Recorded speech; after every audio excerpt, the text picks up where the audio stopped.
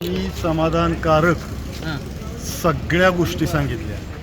आपला विकास कसा झाला, माळेगाव कारखान्याचं कसं आपण सुधारणा केली आणि पहिल्या सुरुवातीला फक्त साखरनी आपण उत्पादन करत होतो. त्यानंतर इथेनॉल, CO2 गॅस, शिक्षण संस्था याच्यामुळं कसा विकास झाला आणि आपली मुलं ही अमेरिका, रशिया, जपान या भागामध्ये सुद्धा गेली. आणि त्याच्यानंतर साहेबांनी एक उदाहरण सांगितलं की आपल्यातली एक विद्यार्थिनी अमेरिकेत होती, तिचा नवरा पण अमेरिकेत होता आणि ते म्हणले माझ्या इकडे जेवायला चला. म्हणजे कशाने जायचं, म्हणजे विमानाने जायचं. म्हणजे इतकी आपली प्रगती झालेली, विकास झालेला आहे.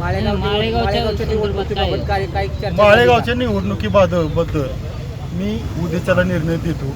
एक मेन जे माणसं आहेत सदाबापू सातव असतील, हे सगळे त्यांचा विचार घेऊन नाही. साहेबांनी काय सांगितलं की साहेबांनी सांगितलं की मी जे निर्णय घेईल तो सर्वांना मान्य राहील का. सभासदांनी सांगितलं साहेब तुम्ही निर्णय घेईल ते आम्हाला मान्य राहील आणि साहेब 12 तारखेला आम्हाला सर्वांना बोलवून तो निर्णय सांगतील. 11 कार्यकर्त्यांची तुमची काय भूमिका?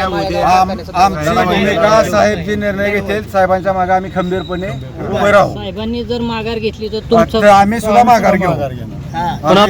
साहेबांच्या बरोबर असेल, साहेब निर्णय घेतील.